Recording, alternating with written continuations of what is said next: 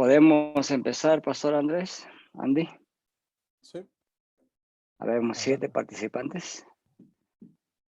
Ok. Esperamos que poco a poco se vayan uniendo más.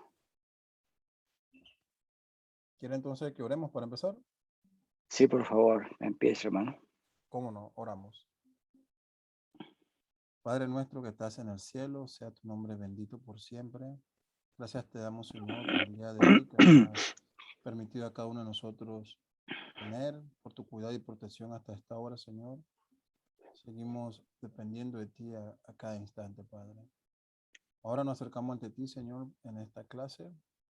Pedimos por el profesor que le dé sabiduría y entendimiento para que pueda compartirnos, Señor, las enseñanzas bíblicas, que podamos ser instruidos en tus verdades y edificados a través de ellas, Señor. Por cada uno de los participantes aquí presentes, te pedimos, Señor, por ellos, que tú también le des sabiduría y entendimiento para que puedan comprender la enseñanza y aplicarla a su vida. Y también, Señor, impactar la vida de otras personas más con el mensaje de tu palabra. Te pedimos esto en el nombre de tu Hijo Jesucristo. Amén. Amén. Entonces, permítame compartir pantalla, Pastor. Sí, adelante, tiene la opción de compartir. Muy bien, vamos a moverla. ¿Está bien ahí la voz? ¿Se escucha bien? Sí. Muy bien. Entonces vamos a iniciar la clase de esta noche. Vamos a la lectura bíblica. Nos toca terminar ahora con la interpretación de este salmo que tiene un contenido bastante alegórico, el Salmo 80, versículos 1 al 19. Entonces vamos a leer el Salmo 80, 1 al 19, que dice así: Presta oído, oh pastor de Israel, tú que guías a José como un rebaño. Tú que estás sentado más alto que los querubines, resplandece. Delante de Efraín, de Benjamín y de Manasés, despierta tu poder y ven a salvarnos. Restáuranos, oh Dios, y haz resplandecer tu rostro sobre nosotros, y seremos salvos. Oh Señor de los ejércitos, ¿hasta cuándo estarás airado contra la oración de tu pueblo? Les has dado a comer pan de lágrimas, y les has hecho beber lágrimas en gran abundancia.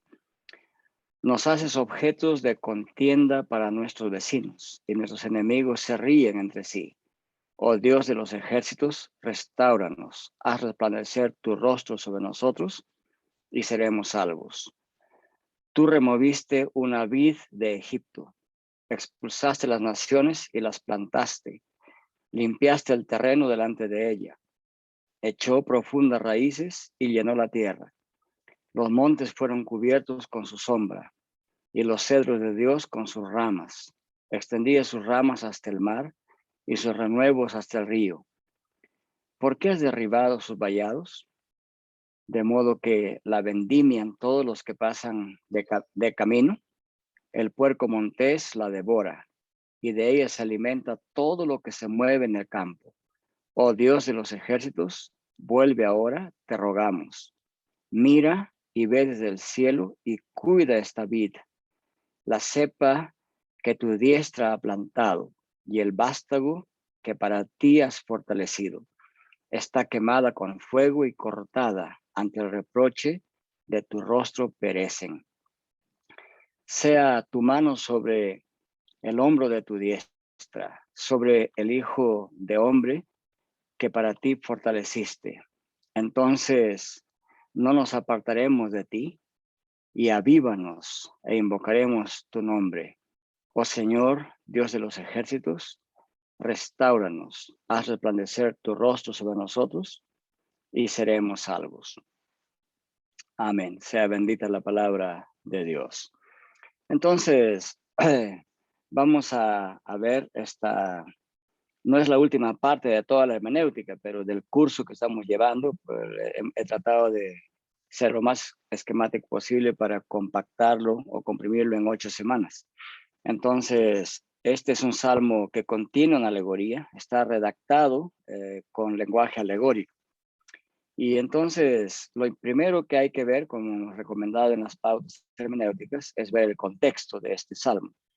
Y por contexto aquí me refiero al contexto bíblico con precisión. Cuando hablamos del contexto bíblico, por supuesto, estamos hablando por lo menos de estos 4 pasajes en el segundo libro de los Reyes. Entonces, digamos, el contexto histórico de este salmo, lo que se relata en ese salmo, con toda probabilidad habría sucedido en lo que se nos cuenta en Segunda de Reyes 6, 24 y 25, Segunda de Reyes 10, 31 al 33, Segunda de Reyes 13, 12, 23 y Segunda de Reyes 15, 17 al 31. Claro, y si uno quisiera tener más, digamos, información bíblica sobre este contexto, leería del capítulo 6 de Segunda Reyes al capítulo 15 de Segunda de Reyes. Entonces, en esencia, este contexto histórico, ¿qué es lo que nos cuenta? Digamos que es la situación de desolación y de asedio que vivió la nación de Israel cuando fue asediada por Siria, por el rey y el ejército sirio. Y nos cuenta el pasaje de una desolación impensable para nosotros el día de hoy. Por ejemplo, en el primer pasaje de 2 Reyes 6, 24 25 leemos: después de esto aconteció que Ben-Hadad, rey de Siria, reunió todo su ejército y subió y sitió a Samaria. A consecuencia de aquel sitio, hubo una gran hambruna en Samaria. Tan duro era que la cabeza de un asno se vendía por 80 piezas de plata y medio kilo de estiércol de paloma se intercambiaba por 912 gramos de plata. Eso les da una idea de la desolación y del asedio que sufría Israel del norte bajo el poder sirio. Entonces, hay más información aquí en el texto, pero es importante leer los pasajes porque nos dan el contexto histórico del cual el salmista habla. Y lo interesante aquí notar es lo siguiente, que estos hechos históricos sucedieron, fueron realidad. Los ejércitos de Siria rodearon a Samaria, no permitieron que nadie saliera, entonces escaseó la comida.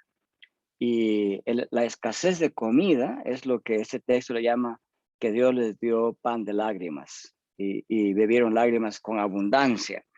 Entonces, lo que el salmista hace es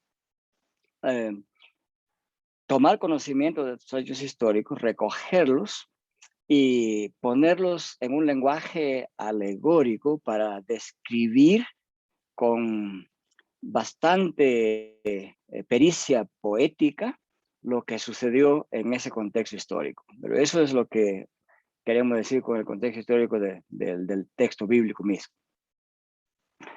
¿Cuál habría sido el objetivo del autor al componer esta alegoría en este Salmo 80? El objetivo era enseñar a Israel que realmente Dios ejerce su providencia para con su pueblo y que aunque lo castigó duramente, tremendamente, terriblemente, jamás lo dejó para siempre en esa desolación, ni lo dejó que sea consumido en las manos de sus enemigos. Entonces, este es el objetivo central por el cual él preparó este salmo en esta forma. Y eso va a servir también para entender el mensaje principal del salmo. El mensaje principal aquí va a ser la providencia de Dios para con su pueblo, que el castigo finalmente no destruye la totalidad del pueblo, pero que Dios en su providencia viene, lo salva de su desolación como parte de su pueblo. ¿Cuál es la estructura, digamos, exegética de este salmo? Podemos estructurar este salmo en 3 partes cortas. En primer lugar, vemos la oración clamando por ayuda de parte del salmista, que se encuentra en los versículos 1 al 4. Y en los versículos 5 hasta el versículo 16 tenemos el motivo que argumenta el salmista para ser oído por Dios. Y luego tenemos en los versículos 17 al 19, tenemos una oración a favor de la viña de Dios, de Israel como viña de Dios. Esa es la estructura básica de ese salmo, 3 partes sencillas para poder predicar hacia el pueblo. Oración clamando por ayuda, versículos 1 al 4, de versículos 5 hasta el 16, el motivo para ser oído por Dios, o el argumento para ser oído por Dios, y finalmente una oración o una petición a favor de Israel como viña de Dios, versículos 17 al 19. Una vez que tenemos la estructura, o sea, eso significa haber estudiado bien el Salmo y estructurarlo de esa forma. Los títulos de cada sección del Salmo pueden variar, pero tienen que ajustarse al contenido del texto. ¿Cuáles son los puntos de comparación aquí en el Salmo? Los puntos esenciales de comparación. En primer lugar, ustedes pueden ver los versículos 1, 4 y 7 del Salmo. Y ahí encontramos que Dios es comparado como el pastor de Israel. Y al mismo tiempo, como el comandante general de los ejércitos de Israel.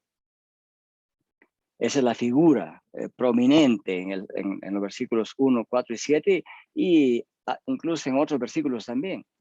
Se habla, oh Dios de los ejércitos, ¿verdad? O sea, hay un énfasis ahí. Y en segundo lugar, la vid es comparada con Israel. En el versículo 14 eso queda claro. Y en razón de que la vid pertenece a Dios, que Dios la ha plantado, entonces ese es el argumento por el cual se pide la protección providencial y militar de Dios. En tercer lugar, se habla de la cepa y el vástago. La cepa y el vástago también son figuras que representan a Israel. Y por implicación, al decir que Dios la ha plantado y que Él ha preparado la tierra, también aquí se introduce la figura en los versículos 9 y 15 de Dios como el labrador, a quien le pertenece la vid, quien ha invertido dinero y esfuerzos y todas las labores necesarias para que esta vid pueda prosperar en la tierra. Y en cuarto lugar, se habla de la quema y del hecho que la vid es cortada. Y aquí se está comparando entonces a esta vid con el hecho de la desolación, que sufrió bajo este asedio de los enemigos. Y entonces el autor asume que Dios mismo está siendo objeto de reproche por ser el dueño, el labrador de la vid. Entonces aquí el salmista apela a esta identificación pactual de Dios con Israel. Entonces, la afrenta contra Israel es una afrenta contra Dios, en razón de este pacto que Dios tiene, de esta relación especial que Dios tiene con Israel. Y eso nos queda clarísimo en el versículo 16 del Salmo, cuando dice así, por ejemplo, ¿no? Dice, está quemada con fuego y cortada, ante el reproche de tu rostro perecen. Bien. Alonso, creo que su batería se agota. En este momento vamos a poner energía. Muy bien, gracias por la advertencia. Entonces, digamos que central a este versículo 16 que conforma la segunda parte de la estructura del Salmo, es este hecho que hay que destacar en la predicación, que dada la relación pactual entre Dios e Israel, un ataque contra Israel es un ataque contra el propio rostro de Dios. La afrenta contra Israel o la burla del enemigo contra Israel es una burla contra el propio rostro de Dios. Esto también se pone de relieve en el Nuevo Testamento. Recordarán ustedes un pasaje bien importantísimo como Hechos capítulo 9. Encontramos que Saulo de Tarso estaba persiguiendo a la iglesia de Jesucristo. Pero Jesucristo le sale al encuentro y se identifica plenamente mediante su pacto con su iglesia. Y le dice, Saulo, Saulo, ¿por qué me persigues? Entonces, esta identificación pactual es una vena teológica que recorre todo el Antiguo Testamento. Y en razón de ese pacto, entonces el salmista se siente autorizado para pedir la intervención de Dios, porque una afrenta contra su pueblo es una afrenta contra Dios mismo. Y luego, en quinto lugar, se habla del hombre de la diestra de Dios y del Hijo del Hombre que Dios fortaleció en el versículo 17. Obviamente, esto es una referencia al rey David que está en el trono de Israel. Y se hace recuento de eso. Eso nos lleva a reflexionar sobre el Salmo 2. O sea, el rey por excelencia de Israel, llamado Hijo de Dios, en este contexto histórico, era el rey David. ¿Cuál es entonces el punto principal de la alegoría? Ya lo hemos dicho al comienzo, que Israel es la vid plantada por Dios, es propiedad de Dios y por lo tanto es favorita y preferida de Dios. Esta vid necesitaba el cuidado providencial de Dios a fin de que pueda sobrevivir y pueda producir en la tierra los frutos que Dios quería que ella produzca. Y a eso también apela el salmista. No es que simplemente quiera que, digamos, Israel sea liberado y sea salvado, pero apela al hecho de que el cuidado providencial de Dios permitirá que su vid pueda sobrevivir frente a los ataques de los enemigos y producir los frutos que Dios quiere que produzcan. Hay unas metáforas que son de carácter secundario en toda esta alegoría, pero bien vale la pena tomarlas en cuenta. Por ejemplo, el acto de plantar, ¿verdad? No podemos entenderlo literalmente, no es que Dios tomó a los israelitas y hizo hoyos en la tierra y enterró los pies de cada uno y los plantó como si fueran plantas. Hay que entender que estas son metáforas que no tienen el significado literal. Entonces, el acto de plantar la vid equivale al hecho de que Jehová Dios estableció a Israel en la tierra de Canaán, como el versículo 8 da a entender. También está la metáfora de la limpieza del terreno. O sea, la metáfora principal, o sea, la alegoría principal es que Dios es un labrador y que Él ha limpiado el terreno, ha preparado el terreno. Eso equivale a la expulsión que Dios ejerció de los cananitas fuera de la tierra para que su pueblo pueda prosperar en la tierra. Versículo 9 nos da a entender eso. Y el mismo versículo 9 también habla de este enraizar de la vid, que es un enraizamiento enorme. O sea, el lenguaje alegórico aquí es bastante hiperbólico, bastante exagerado. Y eso se compara con que Dios, por su propia providencia e intervención, logró el establecimiento de Israel en la tierra de Canaán. Y luego habla de la sombra y las ramas que cubren los montes y los cedros. O sea, esta vid se la presenta como un árbol tan inmenso cuyas ramas cubren los montes y los cedros. Miren, los cedros son árboles bien gruesos, de un diámetro bastante pronunciado y bien altos. No sé cuán familiares estén ustedes con estos árboles, pero los que conocen o han visto un cedro, si un cedro pasa de 80 años, alcanza un diámetro hasta de 2 metros a 3 metros de ancho, o sea, de diámetro. Y puede alcanzar una altura hasta de 60 metros. O sea, y esos los cedros actuales, que son jóvenes, pero si comparamos con los cedros de la antigüedad, probablemente estamos hablando de árboles inmensos, muy grandes. Y esta vid cubre todo eso, no solamente eso, los montes también.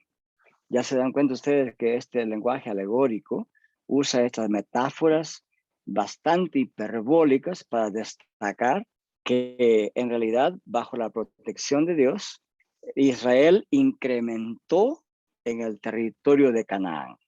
Los versículos 9 al 11 dan a entender eso. Y luego nos habla de vallados, derribados y de la vendimia pública que se hace de su pueblo. O sea, pone a Israel por las nubes, por decirlo así, y luego presenta a Israel con rostro a tierra, atropellado por los enemigos. Entonces esto equivale, o sea, es como si el salmista le presentara a Dios la terrible situación que pasaba a su pueblo para mover a Dios a misericordia. Noten que los salmos son también oraciones. Dios sabe todo eso, por supuesto, pero como Juan Calvino comenta de este tipo de salmos, Dios quiere que sus hijos le clamen a él, y esa es la forma como clama el salmista, de una manera tal que quiere empujar a Dios a la acción. Mira esta vid que tú plantaste, mira cómo creció, mira cómo se desarrolló, y mira de estar por encima de los montes y de los árboles más grandes del país, mira dónde está ahora, está sus cercos derribados y todo el mundo la vendimia, le arranca los frutos. Y esto se compara entonces o equivale a decir al abandono temporal de Israel por parte de Dios. Con eso el salmista también reconoce que cuando Israel agota la paciencia de Dios, agota entre comillas la paciencia de Dios, Dios puede abandonarlo temporalmente a tal punto que Israel llega a ser un pueblo, hazme reír del resto de pueblos. Y luego hay una metáfora del puerco montés. Obviamente no se refiere a un animal concreto, pero vale la pena saber cómo obra un puerco montés. O sea, los puercos monteses no son tranquilitos, no están diseñados para jugar con las huertas o fincas o chacras o viñedos. Ellos atropellan, o sea, atropellan y destrozan de a raíz las plantas. Y eso equivale a decir que se trataba de los enemigos de Israel, los paganos, eran considerados así. Y en los versículos 14 al 18, en esta corta sección del Salmo, hay varios puntos de comparación, pero todos estos puntos están relacionados con la vid y la importancia que ésta tiene para Dios por ser su propiedad. En la oración de este Salmo, el salmista apela al corazón de Dios y le dice, mira, esta es tu propiedad. Usted mismo ha plantado esta vid. Y es como si le preguntara, ¿cómo es posible que usted la abandone hasta este punto? Por lo tanto, en su oración, el salmista confía que por esta razón de ser la vid pertenencia de Dios, Dios tiene que actuar a favor de su vid, tiene que restaurar a su vid, tiene que defenderla, proteger a su vid. Esto es bien importante. Si uno quisiera aplicarla, digamos, en la predicación. ¿Cómo es que nosotros esperamos o por qué razón esperamos que Dios escuche nuestras oraciones? La única razón válida que un creyente espera que Dios escuche su oración es en razón de nuestra unión con Cristo y de la promesa que Dios le ha hecho a su Hijo para con su pueblo. No hay otra razón para que podamos pedirle e invocarle a Dios para que Él intervenga en situaciones difíciles de aflicción, de abandono, situaciones donde el creyente siente esa angustia que sienten del abandono de Dios. Entonces, eso es importante como aplicación que se desprende de la exégesis de este texto. En estos varios puntos de comparación del versículo 14 al 18, el mensaje de esta corta sección es el siguiente. Dios es el dueño de Israel y Dios ha hecho un pacto con Israel. Eso nos lleva a varios pasajes, empezando por Éxodo capítulo 19 hacia adelante, ¿verdad? Pueblo especial, etcétera, etcétera. Entonces, si Dios ha hecho un pacto con Israel y Él lo ha traído y lo ha plantado allí en esa tierra de Canaán, por lo tanto, en su fidelidad y poder, Dios puede defender y proteger a Israel. Ese es el oficio de Dios, de proteger y defender a Israel.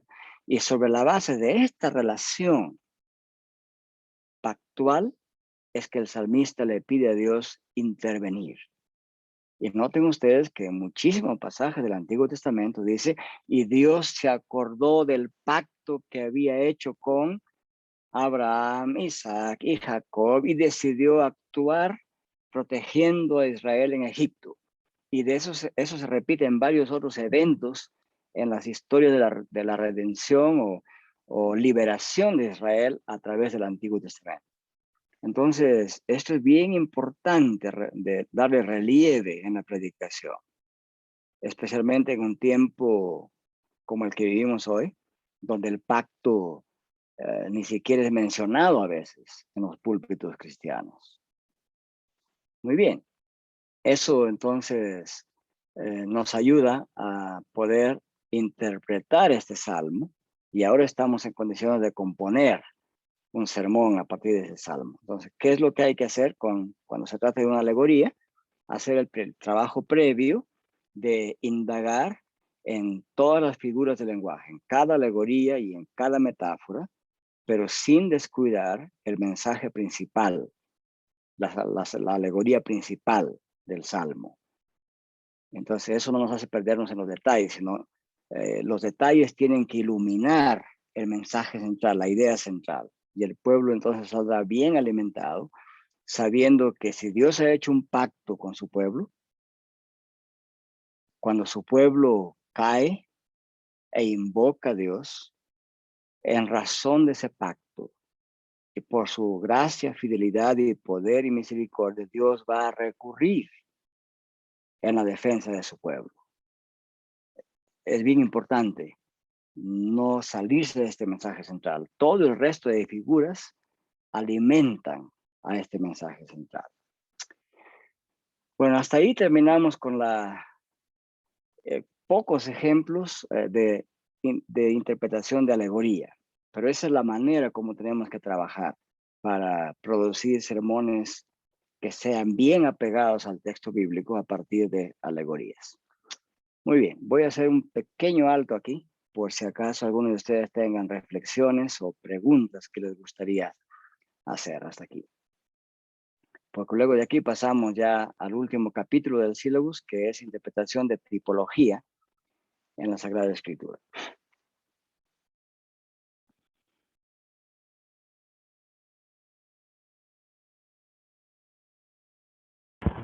Pastor, buenas noches. Buenas noches, hermano. Y pastor, ¿algún libro de referencia o de consulta sobre vocabulario bíblico? ¿Alguno que nos pueda recomendar? Gracias, hermano. Mire, normalmente los trabajos exegéticos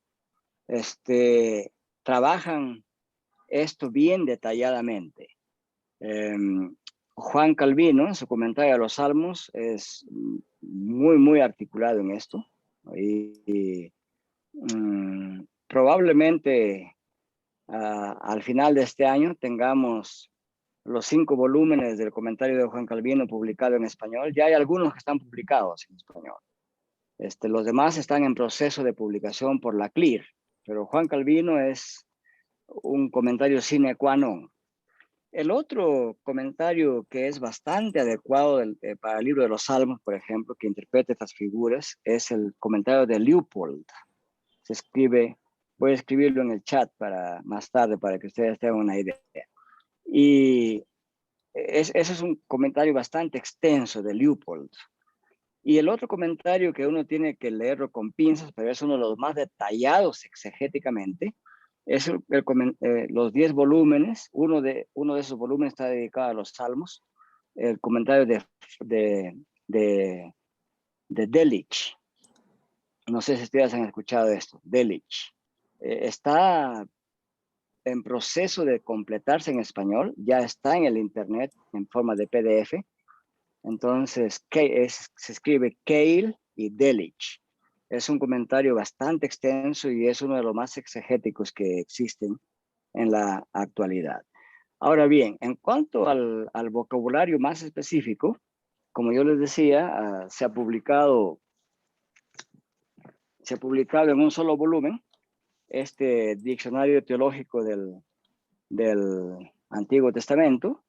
Estos son 17 volúmenes, pero lo han publicado en uno solo. Lo han publicado, antes lo publicaban así, volumen por volumen, en esta forma. Entonces aquí tienen ustedes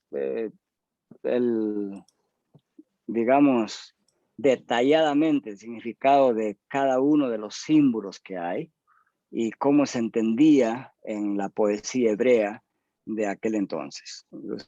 Material sobre esto abunda. O sea, no estamos solos en ese sentido. Entiendo, doctor, gracias. Muy bien. También tenemos un buen comentario de los Salmos. Hay dos más, uno de Plumer y el otro es un comentario de Alexander. Alexander y Plumer interactúan unos a otros. Y bueno, fue Alexander quien tradujo los comentarios de Juan Calvino del latín y del francés al inglés. Y Alexander es un buen comentarista para el libro de los Salmos. Entonces ahí tienen ustedes los comentarios más, digamos, confiables que tenemos para tratar los Salmos. Finalmente hay un comentario pequeñito, bien esquemático, de Derek Kidner. Eso está en español. Derek Kidner ha producido dos pequeños tomos, pequeñitos, sobre los Salmos. Principalmente esos dos pequeños tomos nos ayudan bastante a los predicadores para esquematizar los Salmos. Él trabaja muy bien las estructuras de los Salmos, ¿no? Y hace comentarios exegéticos muy cortos. O sea, para alguien que no tiene, digamos, toda la literatura a la mano y todo el tiempo disponible para meterse en esas cosas, Derek Kidner es algo que se podría utilizar permanentemente a la mano. Pastor, una consulta. ¿El de Keil Delitzsch ya está en español? ¿Comentario a los Salmos? No estoy tan seguro si ya está en español, pero gran parte del Antiguo Testamento lo he visto ya en español, especialmente el Pentateuco lo he visto ya en español, pero no me he puesto a revisar si... Profetas mayores más. Acaba de salir Profetas Mayores al Excelente. español, pero no he visto comentarios de Salmos, por eso le consultaba.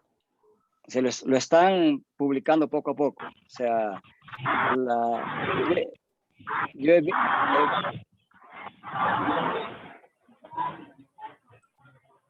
yo he visto el Pentateuco ya también en español porque lo he utilizado. Pero yo tengo los 10 volúmenes aquí en el idioma inglés y eso me ha hecho perezoso de no revisar qué está en español. Pero, como digo,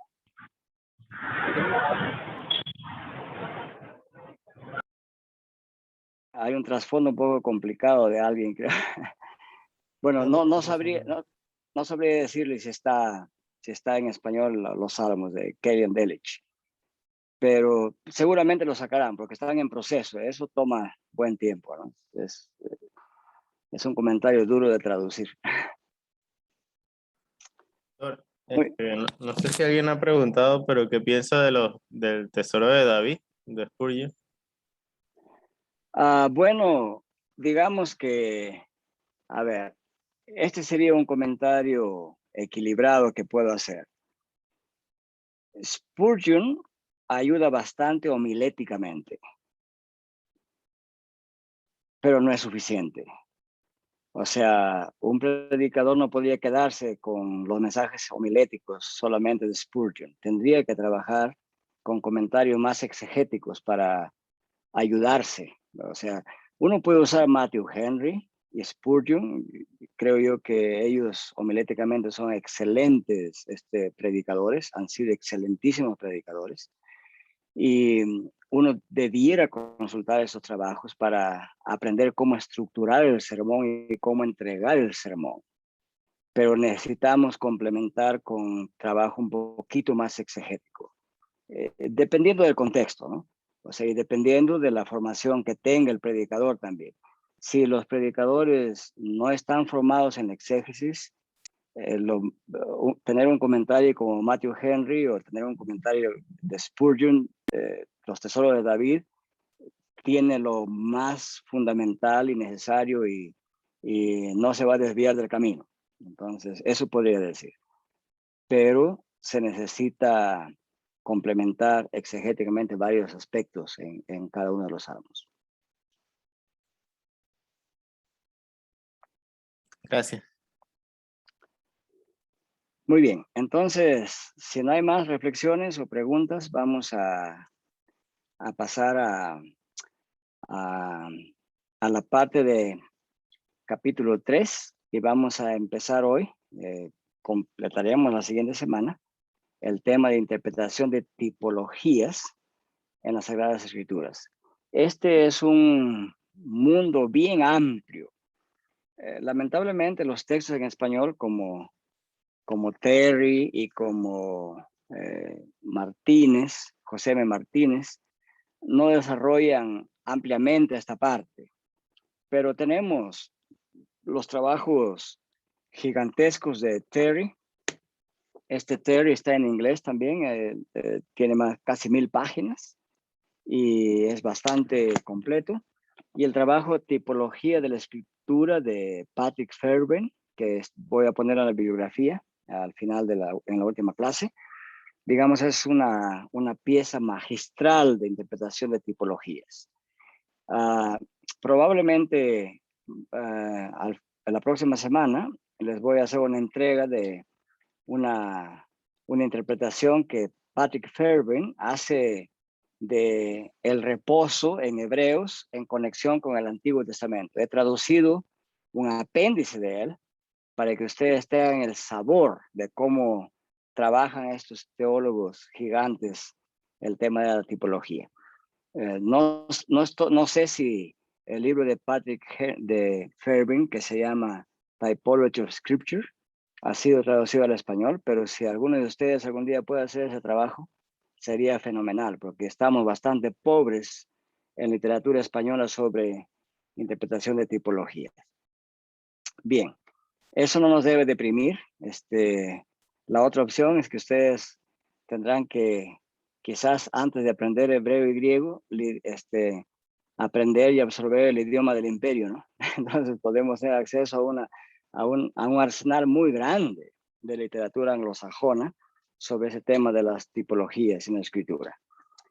Bien, entonces vamos a ver la definición general de tipología. Etimológicamente, entonces, el término tipología viene de dos vocablos griegos, el vocablo tupos o tipos, que significa tipo, ejemplo, forma, modelo, patrón, etc. Vamos a ver eso en la Biblia más adelante. Y logos, que tiene un significado muy amplio, puede significar estudio, tratado, filosofía, etc. Entonces, etimológicamente no nos dice mucho, pero ya sabemos que significa el estudio de los tipos en la Sagrada Escritura. Este pequeño librito de hermenéutica, que es bastante sucinto y penetrante, de Birkler, define al tipo de la siguiente manera.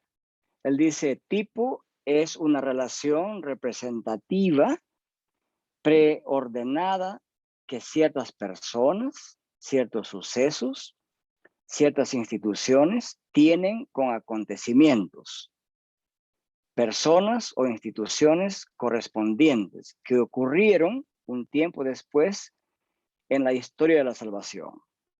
Esto parece un poco abstracto, vamos a más adelante a hacerlo más concreto. Bíblicamente hablando, en la Biblia, ¿cómo se usa el término tipo o tupos en griego? Este término se encuentra por lo menos 14 veces en el Nuevo Testamento y tiene por lo menos 2 significados globales. En primer lugar, este tipo en el Nuevo Testamento significa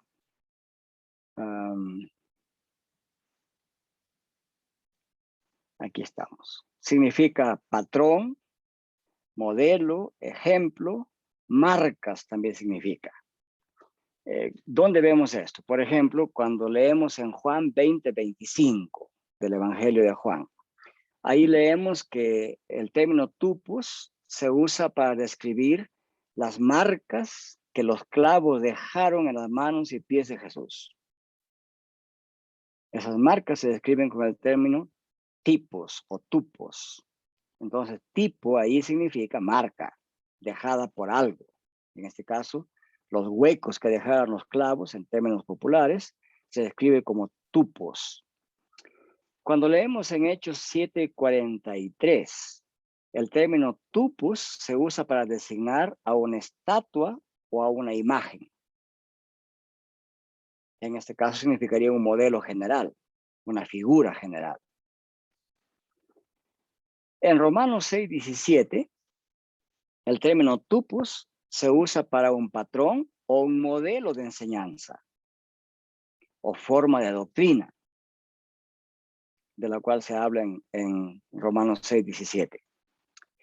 En Hebreos 7:44 y en Hebreos 8:5, o en Hebreos en el Nuevo Testamento, es el libro que más tipologías contiene. Pero en estos pasajes bien particulares, en 7:44 y 8:5, el término tupos se usa en el sentido de arquetipo, en el sentido de patrón, de modelo. Por ejemplo, se usa para describir que el arquetipo del santuario terrenal era la sombra del verdadero modelo del santuario celestial. Entonces aquí el término tupos se utiliza en el sentido de arquetipo, de modelo, de patrón, de plano general. Y en Filipenses 3:17 y en 1 Tesalonicenses 2:7 y en 2 Tesalonicenses 3:9 y en 1 de Timoteo 4:12 y en Tito 2:7 y en 1 de Pedro 5:3, el término tupos aparece con bastante frecuencia para hablar de modelo o patrón de vida moral.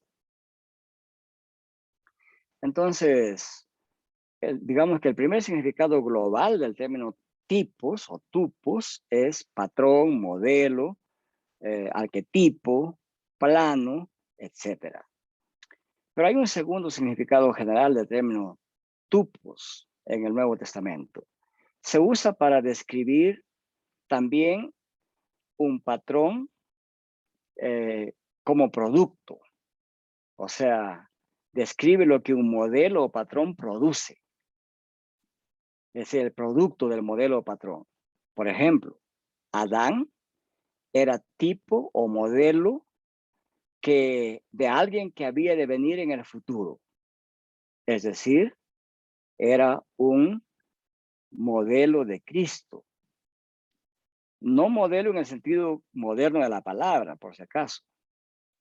La verdadera cabeza de la humanidad es Cristo. Pero ¿en qué coincidían ambos como modelo? En que ambos son cabeza de la humanidad. Mientras Adán es cabeza de la vieja humanidad, Cristo es cabeza de la nueva humanidad. Romanos 5:12-14 informa de eso y 1 Corintios 10:6 informa de eso. También ciertas acciones, por ejemplo, ciertas acciones malas de los israelitas y sus resultados son advertencias, modelos de advertencia sobre lo que sucederá a los cristianos si hacen lo mismo que lo que hicieron nuestros antepasados en la fe. Eso nos da a entender 1 Corintios 10:6-11. Y lo hace para desanimar a los cristianos de no caer en lo mismo que cayó Israel. El pecado de la inmoralidad, la idolatría y en general del deseo de lo que es prohibido o de tentar a Dios o murmurar contra Dios. Entonces ahí podemos ver que ciertas acciones del pasado que son malas son un patrón, un modelo al cual se debe evitar y se invita al creyente a no imitar en el Nuevo Testamento. Necesitamos conocer también lo que significa antitipo, porque en la Biblia se habla de tipo y de antitipo. Entonces, el antitipo es un adjetivo de origen griego que significa correspondiente a algo que ha sucedido anteriormente. Bueno, esto necesita cierta explicación. En el Nuevo Testamento, por ejemplo, Pedro describe a Noé y su familia, o sea, a este grupo de 8 personas, encabezadas por Noé, los describe como que habían sido salvados a través de las aguas del diluvio, ¿verdad? Ese acto está describiendo el apóstol Pedro. Y dice así en 1 de Pedro 3, versículo 20 hasta el 22. Voy a leer el pasaje. Dice, los que en otro tiempo desobedecieron, cuando una vez esperaban la paciencia de Dios en los días de Noé, mientras se preparaba el arca, en la cual pocas personas, es decir, 8, fueron salvadas por agua. Esto debe leerse, por aquí es un por del griego en su estado dativo, es decir, se usa instrumentalmente. Debe entenderse, fueron salvados por medio del agua. ¿Okay? A eso se le llama uso instrumental del dativo. Y luego el versículo 21 dice, el bautismo que corresponde a esto, miren, ahí está la definición, que corresponde a esto, ahora nos salva, no quitando las inmundicias del cuerpo, sino como la aspiración de una buena conciencia hacia Dios, nos salva mediante la resurrección de Jesucristo, quien habiendo subido al cielo, está a la diestra de Dios, y a él están sujetos los ángeles, autoridades y poderes. Entonces, ¿cuál es aquí la correspondencia tipológica de la cual está hablando Pedro? La correspondencia tipológica de la cual habla Pedro aquí es la siguiente. La salvación significada por el bautismo del creyente en la actualidad corresponde tipológicamente a la experiencia de Noé y su familia al ser salvados a través de las aguas del diluvio. Esa es la correspondencia. Entonces, el tipo es la salvación de Noé a través o por medio de las aguas del diluvio y corresponde al antitipo en el Nuevo Testamento, que es lo que significa el bautismo. Es decir, digamos que en el Nuevo Testamento la salvación significada por el bautismo es el antitipo que corresponde al tipo de la salvación que Noé y su familia experimentó a través de las aguas del diluvio. A ese tipo de correspondencia se refiere cuando hablamos de antitipo en el Nuevo Testamento con un hecho que es el tipo del Antiguo Testamento. Y Pedro nos da ese ejemplo en 1 de Pedro 3, 20 al 22. ¿Qué más podemos decir sobre este tema? La realidad espiritual más elevada del bautismo, en otras palabras, está prefigurada en el hecho de que Noé y su familia fueron librados de morir mediante las aguas del diluvio. El bautismo, en el Nuevo Testamento, es el cumplimiento de esta tipología al indicar la salvación del creyente que trasciende el hecho de que Noé haya sido librado de morir en las aguas del diluvio. O sea, la correspondencia entre una realidad más elevada del Nuevo Testamento y la realidad más inferior del Antiguo Testamento, esa correspondencia es la correspondencia entre antitipo en el Nuevo Testamento y tipo del Antiguo Testamento. Podemos decir que el modelo de salvación por medio de aguas del diluvio es una realidad secundaria, inferior. a la salvación significada por las aguas del bautismo, que es una realidad superior en el Nuevo Testamento. Entonces, los antitipos pueden ser realidades terrenales inferiores que corresponden a realidades celestiales más elevadas. Un ejemplo más. Hebreos 9:23 dice lo siguiente: fue pues necesario que las figuras de las cosas celestiales, esta palabra figuras es tupos en griego, podemos leerlo literalmente, fue pues necesario que los tipos de las cosas celestiales o los modelos de las cosas celestiales fueran purificadas así, pero las cosas celestiales mismas como mejores o superiores sacrificios que estos, porque no entró Cristo en el santuario hecho por los hombres, figura o tipo del verdadero, sino en el cielo mismo, para presentarse ahora por nosotros ante Dios. Y no entró para ofrecerse muchas veces, como entra el sumo sacerdote en el lugar santísimo cada año con sangre ajena, sino una vez para siempre entró Cristo, ¿no? Entonces, aquí, ¿qué se declara? Se declara que, en forma muy simple, que el santuario terrenal es una mera copia del santuario celestial, que es el verdadero. El santuario terrenal es secundario, comparativamente inferior, y el santuario celestial es el verdadero santuario, por lo tanto, superior. Bien, si entendemos eso, entonces entendemos esto de tipo y antitipo. Muy bien, entonces podemos retomar el tema de tipo y decir que lo típico no es propiamente un sentido diferente o más elevado, sino una aplicación diferente o más elevada del mismo sentido. O sea, lo más elevado es el sentido, la significación. Entonces, la interpretación típica difiere de la alegorización, no digo de la alegoría, sino de la alegorización. ¿En qué difiere la interpretación tipológica o típica de la alegorización?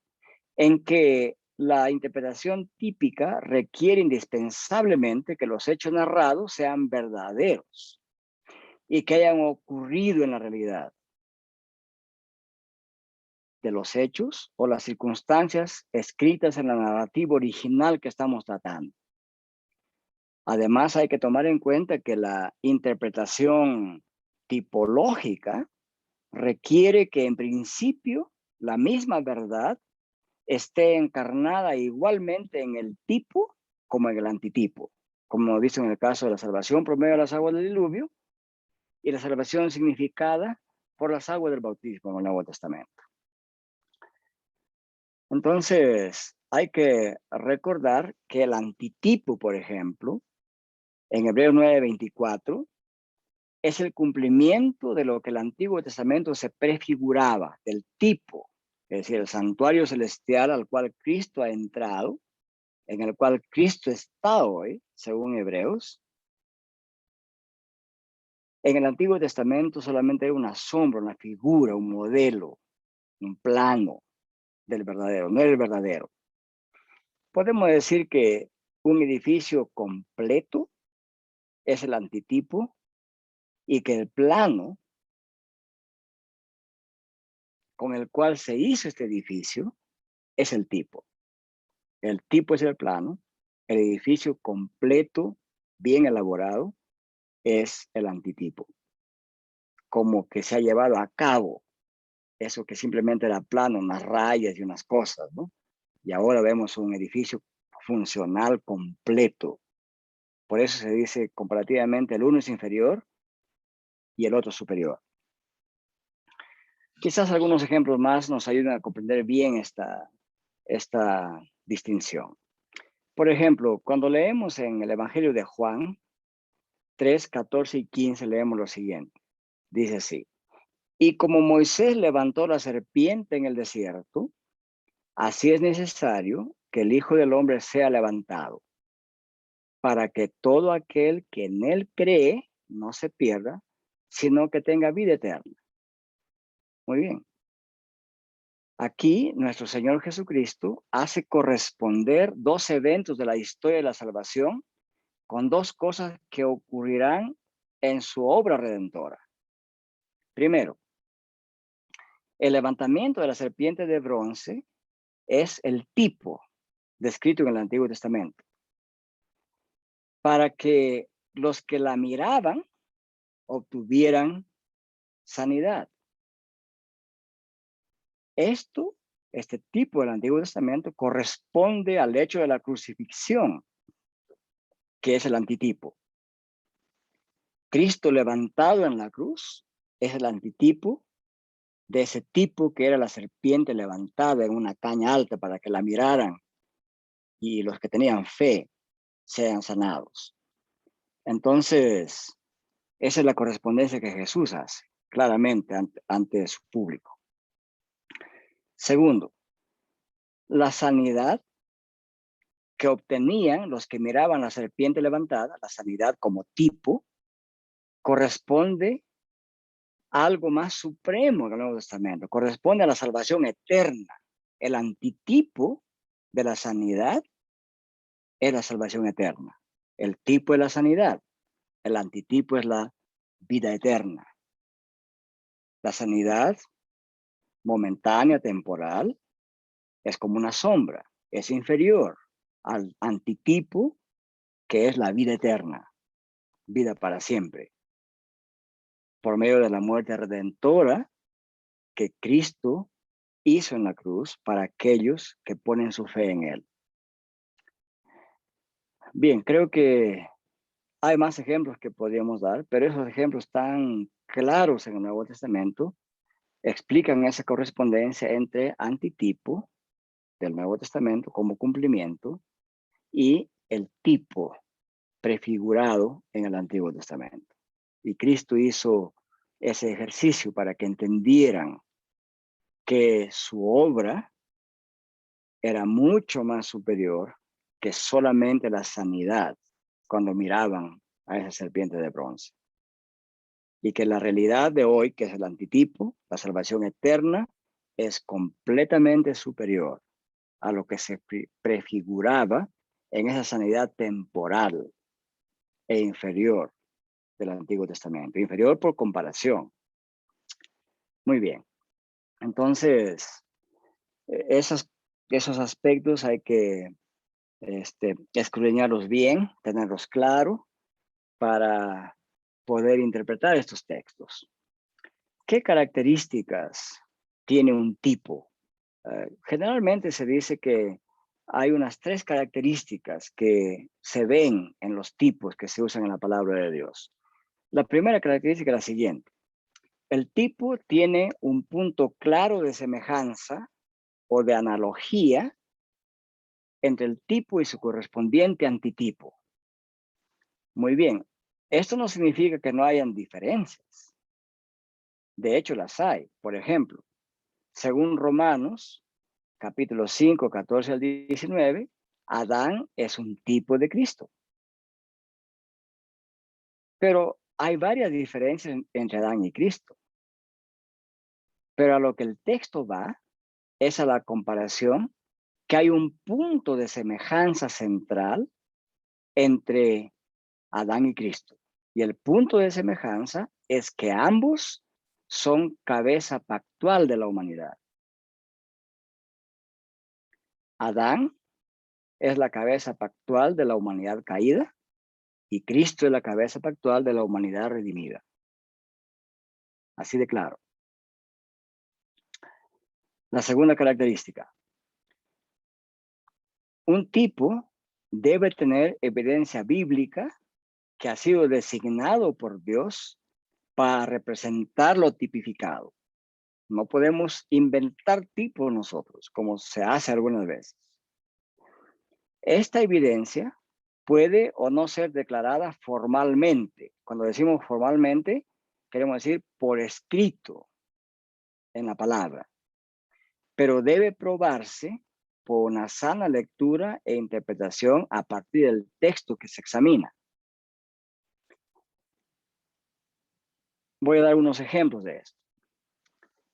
Ciertos personajes como David, Salomón, Elías, Eliseo, Isaías, Jonás, eran tipos de Jesús.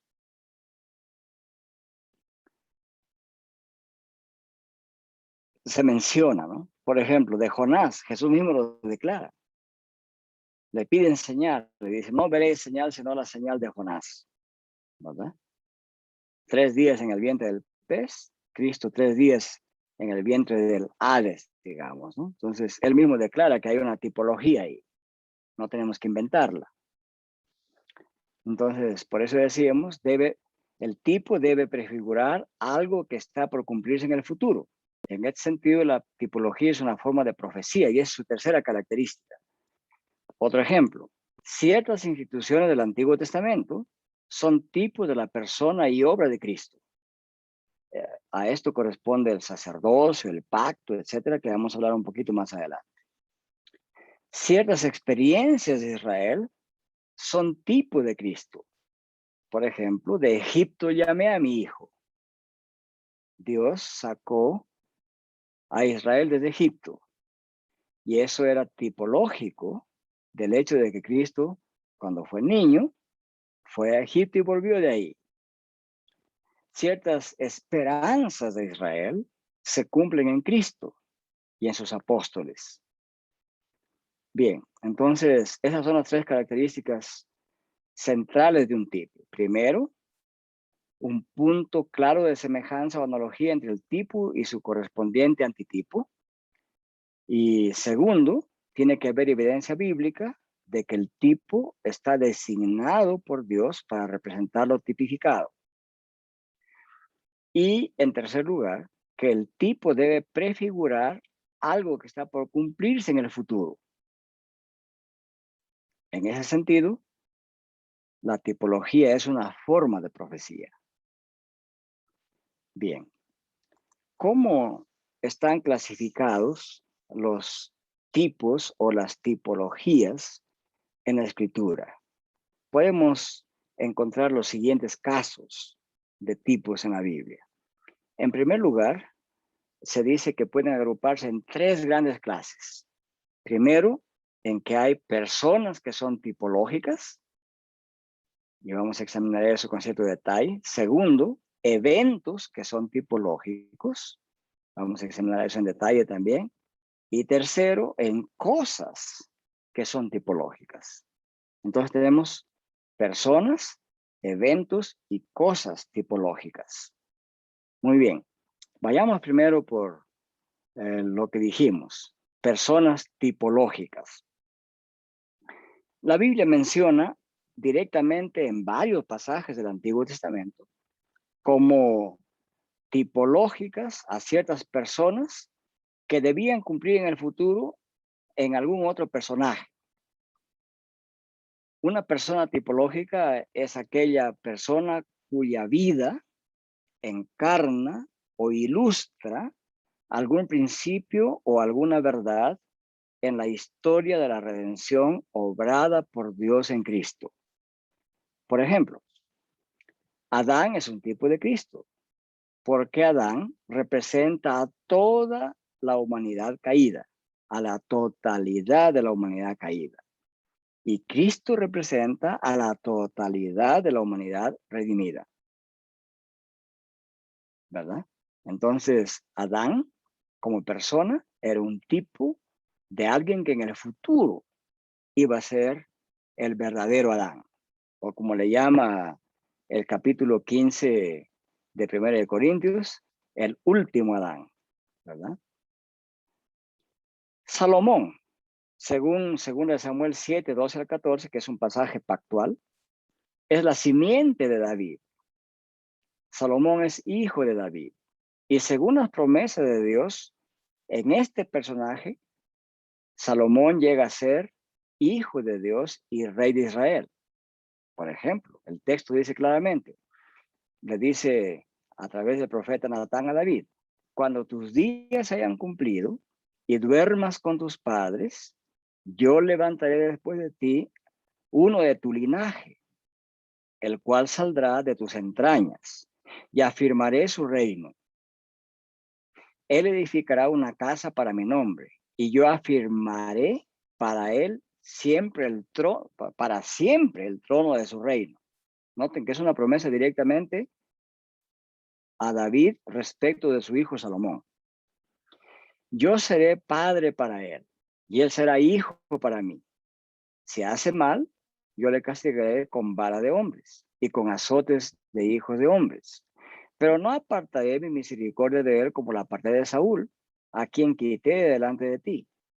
Y luego le dice a David, tu casa y tu reino permanecerán siempre delante de tu rostro, y tu trono será estable eternamente.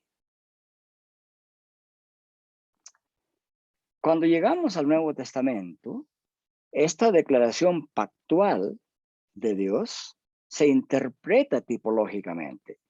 Y por eso el autor de Hebreos dice en el capítulo 1, versículo 5, ¿a cuál de los ángeles dijo Dios jamás, mi hijo eres tú, yo te he engendrado hoy?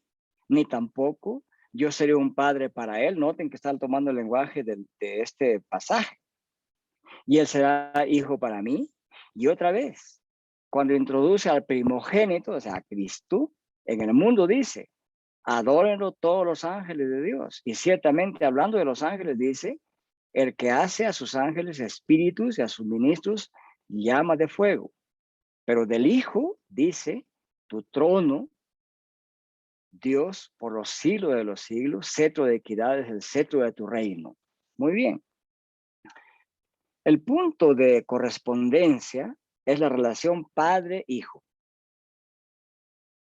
Aquí la naturaleza de la filiación de Cristo no es igual a la filiación de Salomón. Cristo es el verdadero Hijo de Dios, mientras que Salomón es adoptado por Dios como hijo. Pero en esto es un tipo de Cristo en el sentido de que Salomón es declarado por Dios como su hijo. Dios declaró también acerca de Cristo, este es mi hijo amado, en quien tengo toda complacencia. Entonces, ¿cuál es la interpretación tipológica aquí de Salomón como un tipo de Cristo? En que el punto de correspondencia es la relación padre-hijo. En el caso de Salomón, hijo adoptado por Dios, declarado por Dios como su hijo. Pero en el caso de Cristo es hijo también, pero es su verdadero hijo unigénito. Hay diferencia, pero el punto de comparación es la filiación y la relación padre-hijo. Entonces, siempre es importante establecer punto de correspondencia, dejando en claro cuáles son las diferencias. Muy bien. David también es un tipo de Cristo. En el Salmo 69, versículo 9 se dice, me consumió el celo de tu casa y los insultos de los que te vituperaban cayeron sobre mí. Este salmo, en esta parte es tipológico, y aquí David es un tipo de Jesucristo. Examinemos brevemente ese salmo para darnos cuenta. Estamos hablando del Salmo 69. En primer lugar, el salmista tiene celo por el lugar donde Dios es adorado, así como Cristo también. En segundo lugar, el salmista experimentó reproches de quienes reprochaban a Dios. Las acciones y experiencias del salmista se interpretan en el Nuevo Testamento como típicas o tipológicas de la experiencia de Cristo. En eso está la correspondencia. Y Juan 2:16 aclara esto y nos dice así, y dijo a los que, hablando de Cristo, y dijo a los que vendían palomas, quitad esto de aquí y no convirtáis la casa de mi padre en casa de mercado. Entonces recordaron sus discípulos lo que está escrito, el celo de tu casa me consumirá. Entonces, podemos decir que tanto Jesús como el salmista tenían celo por el templo donde Jehová era adorado. En el Antiguo Testamento solo se menciona el celo del salmista, pero no se declara cómo se manifestó ese celo, ¿verdad? No se nos dice, por ejemplo, que el salmista agarró un escudo y una espada y comenzó a ejecutar el celo que tenía por el templo. No se describe nada de eso, ¿verdad? Pero en el caso de Jesús, primero se da la evidencia de cómo Jesús manifestó su celo por la casa de Dios. Antes de decir el celo por tu casa me consume, antes de que el evangelista interprete eso, primero presenta a Jesús tomando ciertas acciones, ¿verdad? Agarra un látigo y tira las mesas y manifestó su celo santo con esas acciones. Entonces nos dice primero cómo Jesús manifestó su celo por la casa de Dios. Y luego se afirma que esta acción de Jesús era el cumplimiento de lo que se profetizó en el Salmo 69:9. Muy bien. Entonces esa es la forma como tenemos que entender estos cumplimientos tipológicos. Si pensamos en Isaías, también nos damos cuenta que Isaías era un personaje tipológico de Cristo, era un tipo de Cristo. Veamos cómo el Nuevo Testamento hace esta conexión tipológica entre Isaías y Jesucristo. El escritor de Hebreos aplica a Cristo los versículos 17 y 18 de Isaías 8. Y esto lo hace en Hebreos 2:13 claramente. En Isaías 8, 17 y 18, es Isaías quien junto con sus hijos de sangre confían en Jehová. Pero en Hebreos 2:13, es Cristo y sus seguidores quienes son las señales para sus contemporáneos. Eso es lo que dice Isaías 8, 16 y 17. Ata el testimonio, sella la instrucción entre mis discípulos. Esperaré pues a Jehová, el cual escondió su rostro de la casa de Jacob. En él confiaré. He aquí, yo y los hijos que me dio Jehová, somos por señales y presagios en Israel, de parte de Jehová de los ejércitos, que mora en el monte de Sión. Y Hebreos 2:10 dice, convenía aquel por cuya causa existen todas las cosas y por quien todas las cosas subsisten, habiendo de llevar muchos hijos a la gloria, perfeccionara por medio de las aflicciones al autor de la salvación de ellos. Porque el que santifica y los que son santificados, de uno son todos. Por lo cual, no se avergüenza de llamarlos hermanos, diciendo, anunciaré a mis hermanos tu nombre, en medio de la congregación te alabaré. Y otra vez dice, yo confiaré en él, como lo hizo Isaías y sus hijos. Y de nuevo, aquí estoy yo con los hijos que Dios me dio. Entonces ahí vemos nosotros cómo el autor de Hebreos aplica a Cristo y sus discípulos y sus hijos lo que se decía de Isaías y sus hijos. Entonces, hay pasajes tipológicos que el Nuevo Testamento con claridad los trae a colación. Bien, entonces en cuanto a personas tipológicas. Pero dijimos que en segundo lugar también hay eventos que son tipológicos. Hechos históricos que son tipológicos. Esta clase de tipología, aquí en estos eventos tipológicos, la comparación no es entre persona y persona, sino entre un evento con otro evento. Algunos ejemplos.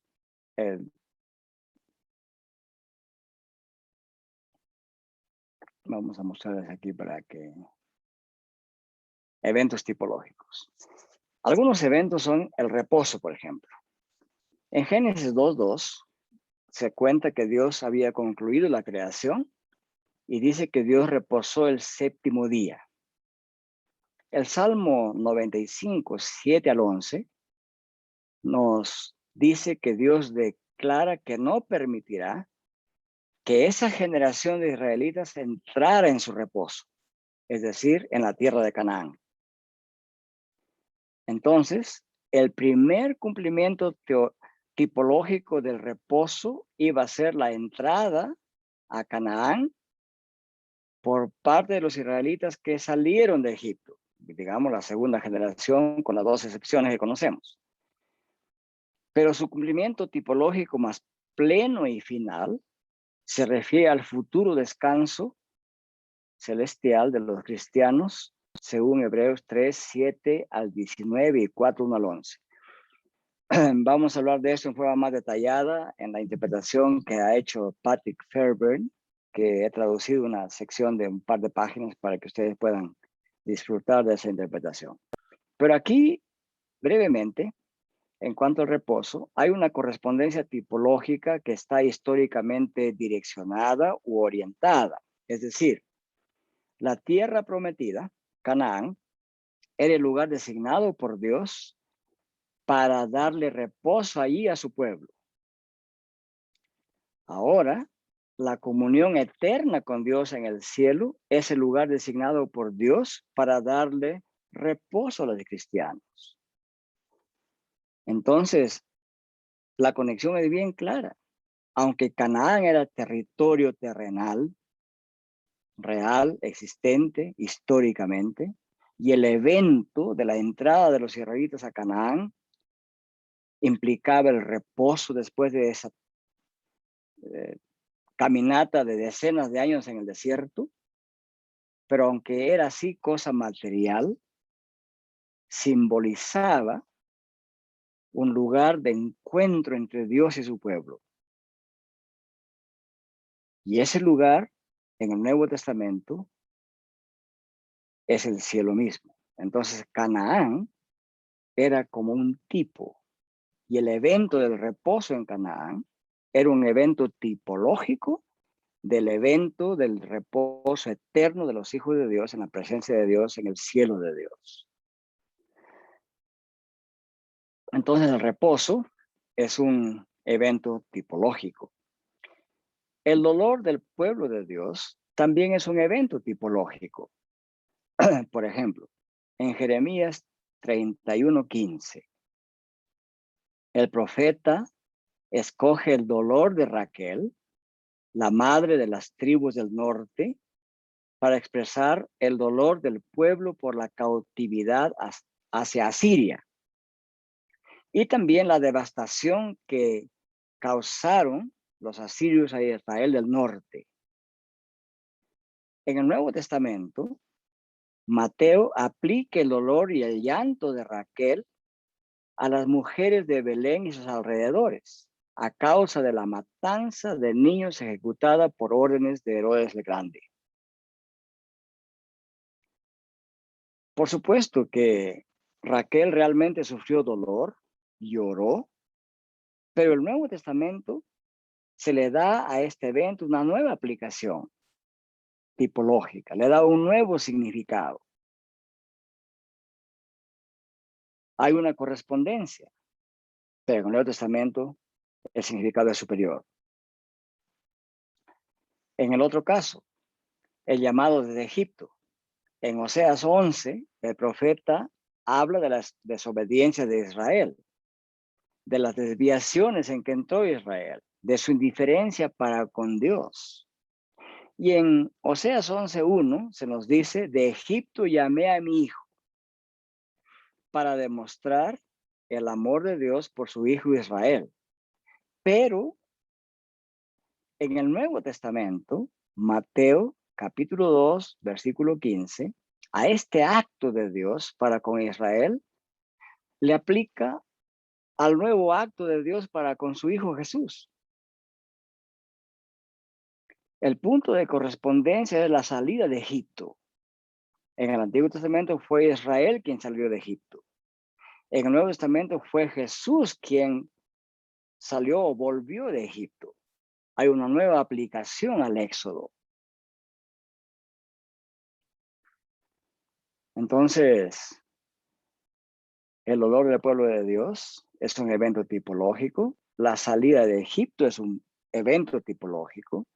La Pascua también es un evento tipológico. Por ejemplo, en Éxodo 12 se describe todos los detalles de la Pascua. Y ahí se instituye la Pascua para el pueblo de Dios. El sacrificio del cordero cuya sangre debía ser esparcida en cada dintel de las casas de los judíos, y ello sirvió para librarlos de la muerte, del ángel de la muerte, digamos. Y así ellos fueron salvados de morir esa noche cuando Dios pasó y mató a todos los primogénitos de Egipto.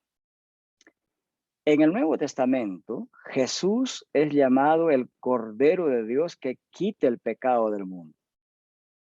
Y en 1 Corintios 7 se nos dice, limpiaos pues de la vieja levadura para que seáis nueva masa, como sois, sin levadura, porque nuestra Pascua, que es Cristo, ya fue sacrificada por nosotros. Entonces, el apóstol San Pablo interpreta este evento de la Pascua como un evento que se proyectaba al futuro, típicamente o tipológicamente, y apuntaba al sacrificio único y para siempre de Cristo, que fue sacrificado por nosotros. Entonces, ¿cuál es el punto de correspondencia aquí? Digamos, es entre el sacrificio del Cordero Pascual de Éxodo 12 con el sacrificio pascual de Cristo. Ese es el punto de correspondencia. Entonces se hace una aplicación más elevada de ese evento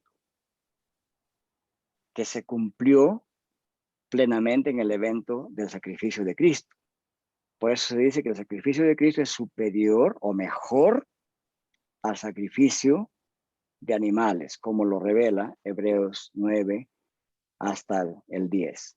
Sí, creo que había una pregunta aquí. Sí, pastor. Bueno, tengo dos preguntas. ¿Siempre es un evento con otro evento o puede ser un evento con una persona? En este caso sería el evento con otro evento en que una persona puede estar implicada.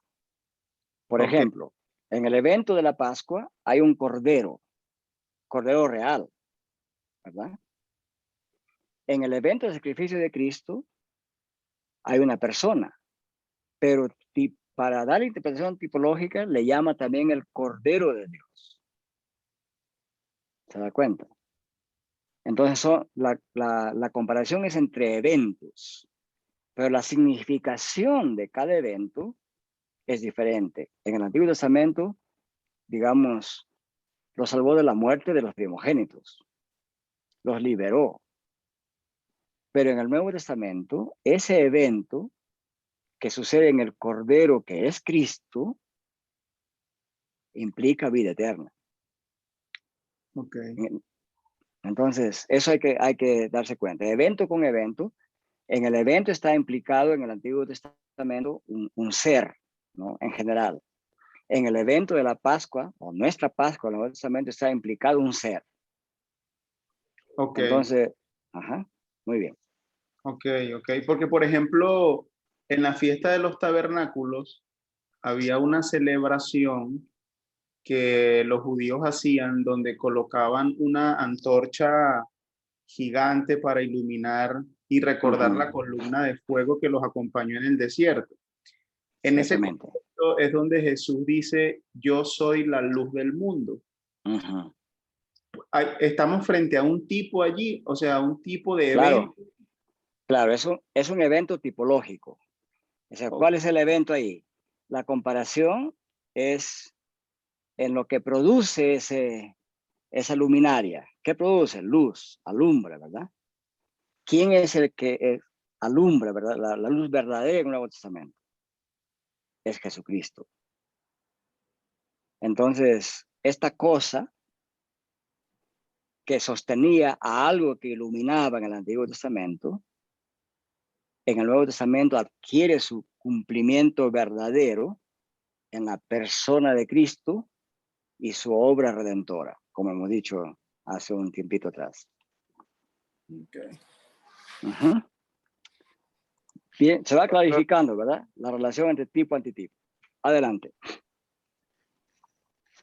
Quería preguntar, por ejemplo, con respecto a tipo, en cuanto a persona, ¿qué pasa si yo quiero, digamos, tomar como tipo a Esther o a Ruth de Jesús, por ejemplo? Porque he visto eso en un libro, al leer un libro de teología bíblica.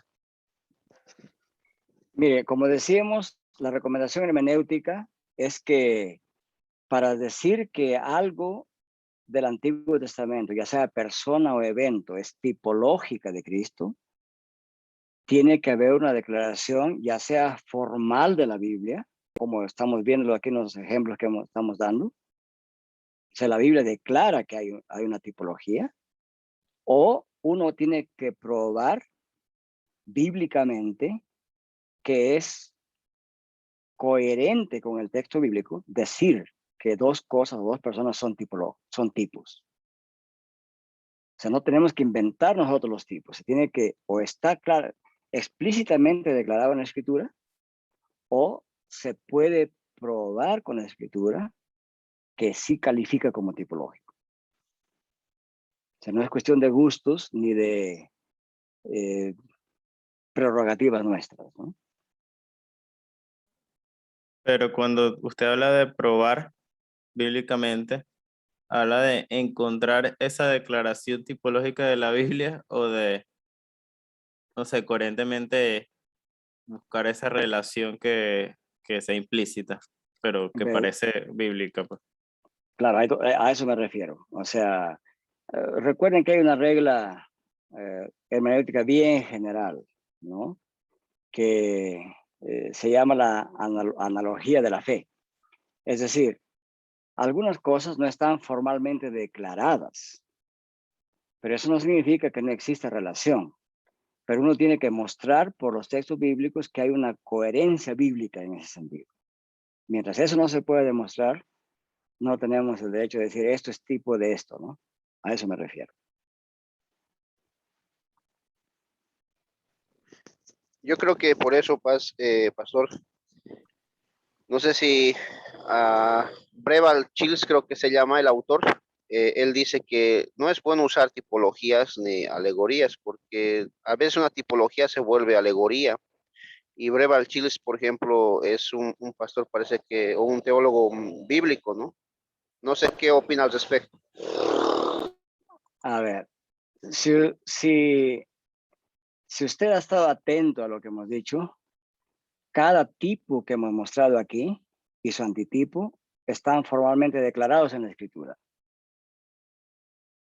Alguien puede opinar que es bueno o no usar tipologías, pero no hay ninguna base para decir eso, porque los autores bíblicos hacen interpretaciones y aplicaciones tipológicas, como lo estamos demostrando con los textos de la Escritura. O sea, aquí no se trata de opinión personal. Si algo es tipológico en la Escritura lo declara. Y si no lo declara explícitamente, uno tiene que mostrar que implícitamente se puede hacer esa relación, ¿verdad? Entonces, otra vez, no es cuestión de opinión ni de gustos. Si decimos que algo es tipológico, tenemos que mostrarlo en la Escritura. Como, por ejemplo, hemos hablado aquí del caso de la Pascua, ¿no? Entonces, claramente, digamos, 1 Corintios 5 dice, limpiados pues de la vieja levadura, Antiguo Testamento, para que seáis nueva masa, como sois, sin levadura, porque nuestra Pascua, que es Cristo, ya fue sacrificada por nosotros. Entonces, esto es bien obvio, está formalmente declarado. Entonces, no se tiene que prohibir interpretación tipológica cuando la Escritura misma da interpretación tipológica. Y al contrario, no se pueden introducir interpretaciones tipológicas cuando la Escritura no nos autoriza para ello. Esa sería la regla general que tenemos que seguir. Y mediante esa regla podemos probar qué opinión es correcta y qué opinión no es correcta a este respecto. Ok, gracias, Ok. Pastor. Muy Pastor, bien. ¿Alguna reflexión más? sí. ¿Me escucha? Sí, sí, perfectamente. Ok.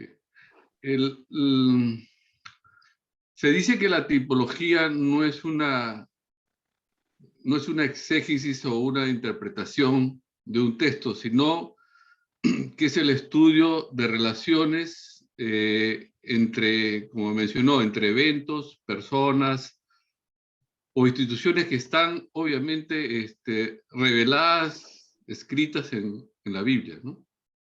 Ciertamente. Eso es lo que deberíamos entender a la luz de lo que significa un tipo y un antitipo. Ciertamente. Y ahora, tiene que ver algo también, hay una relación de la tipología, tiene que ver algo con la profecía en cuanto a que las sombras del Antiguo Testamento se hacen ver en el Nuevo Testamento. Sí, hay un cierto sentido en que un tipo es una forma de profecía. Ok.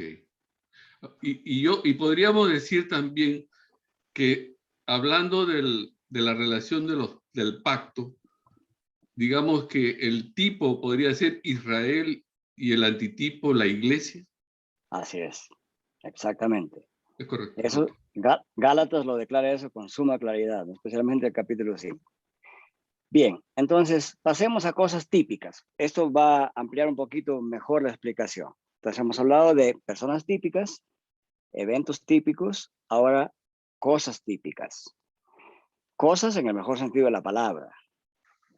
Cosas que pueden ser instituciones propiamente hablando. El templo, por ejemplo. El templo no solamente era un lugar en Jerusalén, en el monte Sión, donde Dios era adorado, sino que también es un símbolo de la presencia de Dios en medio de su pueblo, para fortalecerlos y santificarlos.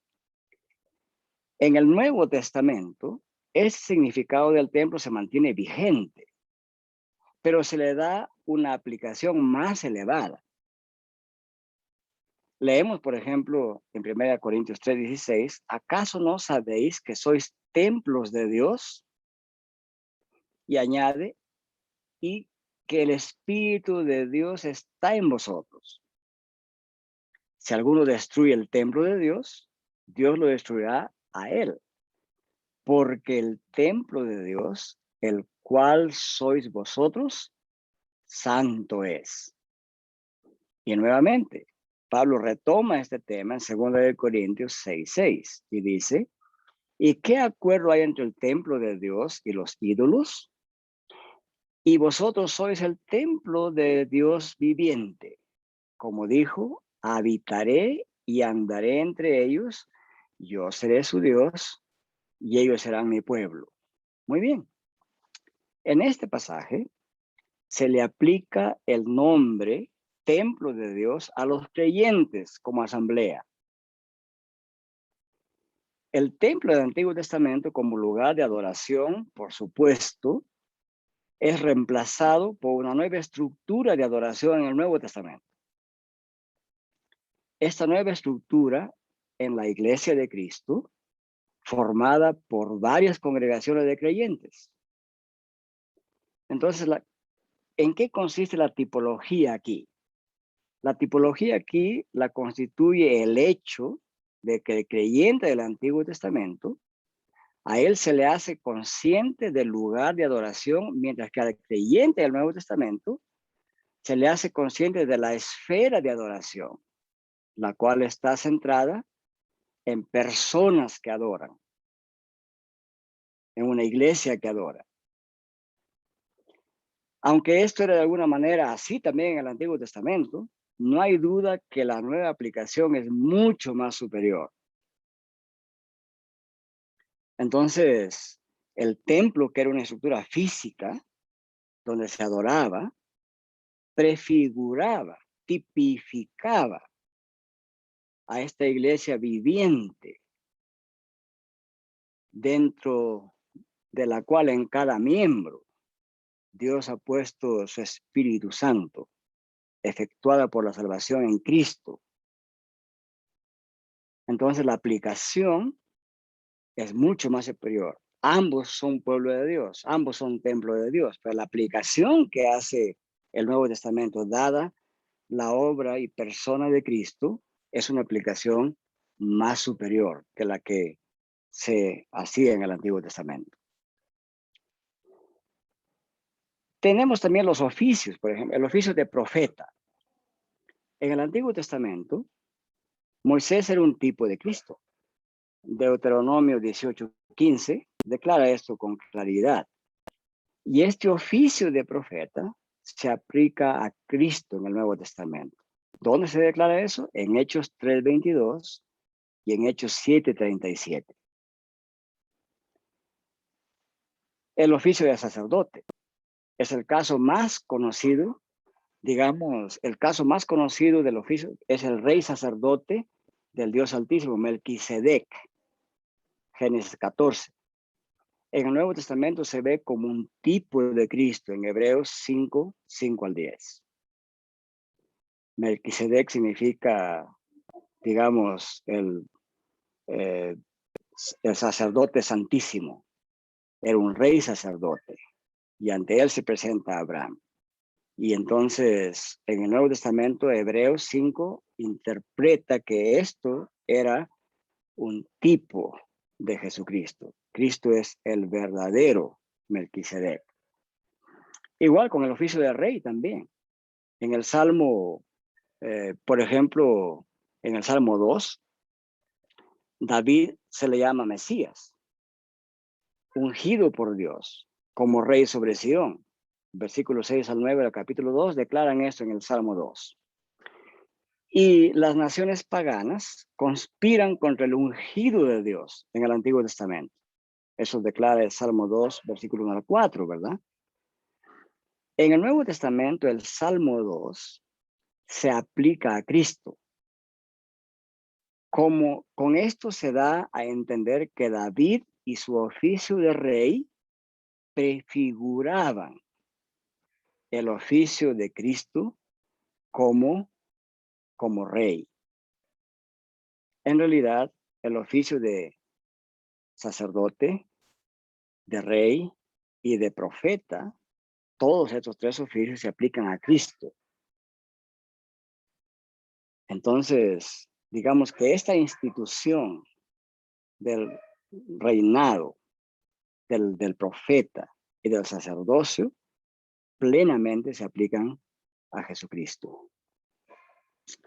Entonces hemos visto personas típicas o tipológicas, eventos tipológicos, instituciones o cosas tipológicas. ¿Qué podemos decir acerca de Dios y su pueblo en la historia? Entonces, para entender tipología, el intérprete tiene que comprender las verdades más importantes de la enseñanza bíblica. Y creo que podemos decir que hay dos verdades básicas que tenemos que comprender en general. Primero es que Dios no es una abstracción. Dios es un Dios que edifica sobre lo que ha hecho anteriormente. Es un Dios que actúa en la historia y que por su propia voluntad se ha dado a conocer al hombre en el desarrollo histórico.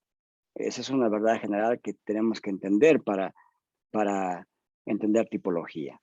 Segundo, Dios es conocido por su pueblo. Dios se ha revelado, se ha hecho conocer por su pueblo, es conocido por su pueblo, y a través de su pueblo y en medio de su pueblo Dios ha actuado y sigue actuando. Eso quiere decir que Dios tiene una relación de comunión con su pueblo en base al pacto que él ha establecido para él ser el Dios del pueblo y el pueblo tenga en Dios como su Dios. Y esta relación especial es una relación transversal en el Antiguo Testamento. Y eso indica que el pueblo de Dios es un pueblo que se dedica no solamente a adorar a un Dios desconocido, sino que adora a un Dios conocido y que puede conocerlo mucho más en una relación personal y puede conocerlo mucho más estudiando la revelación mediante la cual Dios se ha dado a conocer. Hay que darse cuenta que en el Antiguo Testamento, la nación de Israel se le llamaba pueblo de Dios, era el pueblo de Dios. Pero en el Nuevo Testamento, Dios mismo, mediante Cristo, amplió más universalmente la naturaleza de su pueblo. El pueblo de Dios hoy, según Efesios y otros pasajes de la Escritura, está conformado por judíos y gentiles. Ya no solamente por israelitas de nacimiento. A este pueblo de Dios, el Nuevo Testamento le llama el Nuevo Israel, la iglesia de Jesucristo. Y esto es bien importante porque la palabra pueblo, que se introdujo desde el idioma hebreo al idioma griego, en griego es laos, significa población, multitud o simplemente pueblo. Con esta palabra en el Antiguo Testamento se designaba al pueblo de Israel. Y con esta misma palabra en el Nuevo Testamento se designa a la iglesia de Cristo. Claramente, esto se declara en Hechos 15:14, en Hechos 18:10, en Romanos 9:25-26, en 2 de Corintios y etcétera. Entonces, es muy importante entender esta fraseología. La iglesia de Cristo hoy es el nuevo Israel, formada por judíos y gentiles convertidos a Cristo. Y en tercer lugar, es muy importante entender que muchos pueblos, tribus, lenguas, culturas y naciones, por el hecho de haber escuchado el Evangelio de Cristo y por el hecho de haber creído en Cristo y por haber recibido el bautismo en el nombre del Padre, del Hijo y del Espíritu Santo, han llegado a ser un solo pueblo, el pueblo de Dios o iglesia de Cristo. Este entendimiento es fundamental para comprender las correspondencias que existen entre las personas, instituciones, cosas y eventos tipológicos en la Biblia. Bien, quizás hasta ahí hay algunas reflexiones más que quieran hacer.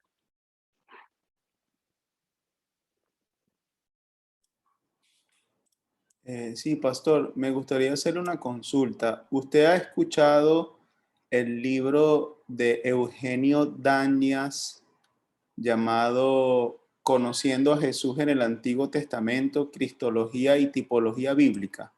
No, no lo conozco. Ah, porque yo lo estuve usando para un trabajo en el seminario, pero me pareció que él veía tipo en todas partes de Cristo en el Antiguo Testamento, en las ofrendas, en todo el tabernáculo, en cada pieza o en cada instrumento, pero impresionante. De hecho, el libro tiene como 500 páginas y básicamente demostrando cómo en el Antiguo Testamento está Cristo en todas esas cosas, ¿no? Quería saber porque si usted sabía de ese libro. Si No lo conozco el libro. Pero es importante establecer los principios básicos para poder hacer relaciones tipológicas. Porque así como se hace uso indebido de la alegoría en la alegorización, también es un campo muy fértil para dar rienda suelta a la imaginación con las tipologías. Por eso es importante tener claridad cuando existe una tipología y cuando uno inventa tipologías a partir de cosas en la Biblia. Entonces, o está explícitamente declarado en la Biblia, o uno demuestra que por buena y necesaria consecuencia se puede deducir de la Biblia. Con esos criterios tenemos que operar. Y con esos criterios podemos evaluar también a los autores. Lo otro que nos va a ayudar es entender los principios hermenéuticos claves para interpretar pasajes tipológicos. Y voy a desarrollar eso brevemente. Y hay, digamos, dos principios generales. Primero, hay que identificar claramente los puntos de diferencia entre tipo y antitipo y enumerarlos cuidadosamente anotando el versículo o versículos en que se encuentran estas diferencias para mostrar que ahí hay tipo y antitipo y cuáles son sus diferencias. Eso es importante. Segundo, hay que identificar claramente el punto o puntos de correspondencia entre el tipo y el antitipo y examinarlos a la luz de los respectivos contextos en que ocurren tanto en el Nuevo Testamento como en el Antiguo Testamento. El contexto de los pasajes tipológicos y sus antitipos deben ser estudiados en detalle en la Biblia y ayudándose obviamente de diccionarios y comentarios. Y en tercer lugar, hay que mantener en mente esto que mencioné antes, la unidad del pueblo de Dios del Antiguo Testamento con el pueblo de Dios del Nuevo Testamento. El pueblo de Dios en el Nuevo Testamento ya no es Israel étnico como nación, como muchos creen. El Israel de Dios en el Nuevo Testamento se llama Iglesia de Jesucristo, formada por judíos y gentiles, cuya pared divisoria Cristo la derribó. Y no tenemos el derecho de levantar una nueva pared cuando Cristo la ha derribado e hizo de ambos pueblos un pueblo. En otras palabras, la Iglesia del Nuevo Testamento o Nuevo Israel es la continuidad del pueblo de Dios en el Antiguo Testamento.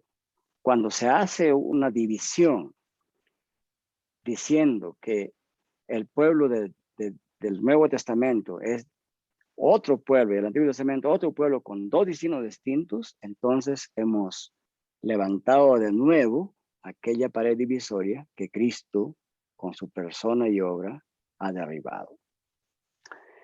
Bien, hasta aquí sobre esto, y la próxima clase vamos a hablar extensamente de la interpretación de Hebreos 4, 1 y 10 en cuanto a la relación de Canaán con el estado del reposo final de los cristianos. Y les voy a dar la versión de Patrick Fairbairn para que ustedes puedan saborear su interpretación. Y hermano John, quizás usted me puede poner en el chat el nombre del autor y el título del libro para poder examinarlo durante esta semana. Y podemos dialogar un poquito en la próxima clase sobre ello. Seguro. Muy bien, muy bien. ¿Alguna pregunta? Que voy a dejar de compartir pantalla. Quizás tienen alguna pregunta, alguna reflexión que ustedes quieran hacer hasta aquí.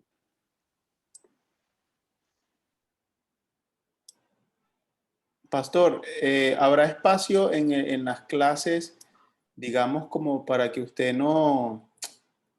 O sea, hemos visto bastante práctica, ¿no? Pero como, por ejemplo, cómo usted hace su trabajo, por ejemplo, al momento de una enseñanza, cómo los pasos que usted sigue. O sea, si pudiéramos tener un pequeño espacio en la clase donde usted diga, bueno, yo trabajo de esta manera cuando voy a preparar un sermón, este es mi horario, digamos como para conocer un poco su experiencia personal. Si tiene el tiempo, no, creo que nos Claro, edificaría mucho. claro, por supuesto, por supuesto. Podemos comentar sobre ese tema abiertamente, aunque si ustedes han visto cada clase, ya pueden deducir qué implica, ¿no? la preparación de cada clase. Pero sí, podemos metacognitivamente, como dicen los pedagogos modernos, podemos hablar de eso en la última clase. Porque en la próxima clase, que es el miércoles, probablemente nos quede muy poquito para la clase del sábado, y el sábado podemos dedicar como hora y media para reflexionar, conversar sobre las tareas y quizás ver más herramientas y los pasos prácticos para poder trabajar interpretación.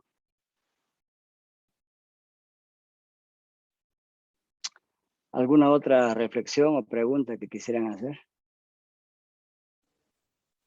Pastor, hay una consulta general y tiene que ver con las lecturas asignadas que me han hecho algunos estudiantes aquí del área de Panamá. Muy bien.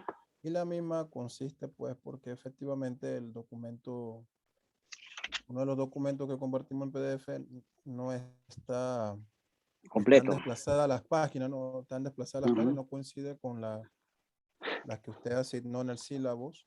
Creo que de eso hablamos un poco la clase anterior, si lo recuerda. Sí, sí, sí, recuerdo. Entonces, no sé si usted tenía a mano los temas específicos de ese libro. A ver, Marco, ¿me confirmas el libro, por favor? ¿A qué libro se refiere? ¿A cuál se refiere? ¿A Bickler, a Terry o a Martínez? Creo que era La hermenéutica de Terry, pastor. Terry. Ya, muy bien. Tengo aquí a la mano Terry. A ver, hablemos de Terry por ahora. ¿A cuáles páginas se refiere? En el sílabus. Según el sílabus dice 89 a la 155. pastor. Muy bien. 89 a la 155. Entonces, ahorita le voy a decir a qué se refieren esas páginas en el texto. Me imagino yo que en los PDFs a veces, obviamente, hay variación. Pero en la página 89 es el capítulo 3. ¿Hasta qué página está asignada? Hasta la 155. Ya, entonces, eso abarca el capítulo 3, 4, 5 y 6. Y el capítulo 3 se refiere al lenguaje figurado. O sea, pero por capítulo se puede identificar. Capítulo 3, 4, 5 y 6. El capítulo 4 se refiere a símiles y metáforas. Noten ustedes que está tratando los temas que de alguna forma hemos tocado aquí en las clases, ¿no? Y el capítulo...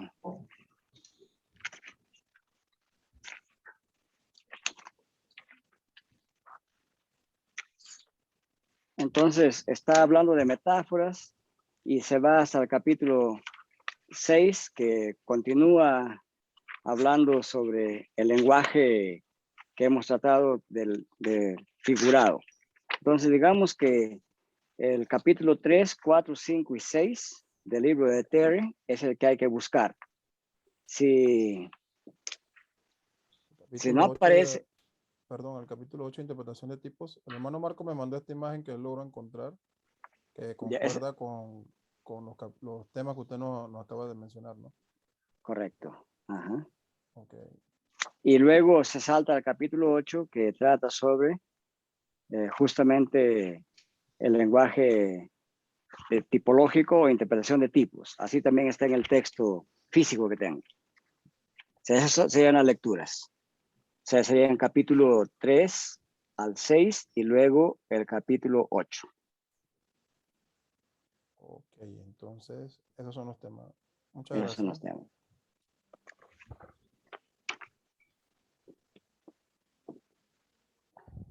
Pero sí hay versión completa. Si ustedes no la han encontrado, yo les puedo enviar la versión completa de Terry. Sería bueno, pastor, tenerla. Ya, entonces este lunes les envío la versión completa de Terry. Y los que pueden adquirir el libro en físico, háganlo por favor. A veces es más manejable así, ¿no? Pero yo creo que tengo una versión completa de Terry en PDF y voy a enviárselas luego. ¿Alguna otra pregunta que tuvieran?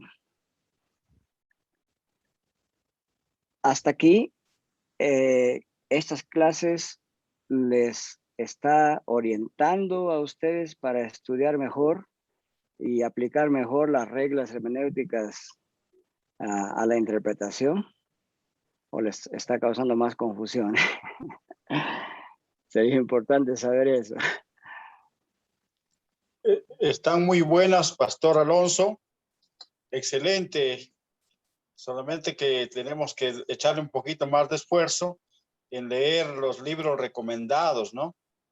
Después, y también sus clases que está también enviándonosla, tenemos que leerlas más. Pero excelente, ¿no? Porque específicamente nos está hablando de este lenguaje figurado, ¿no? Así es. Ajá.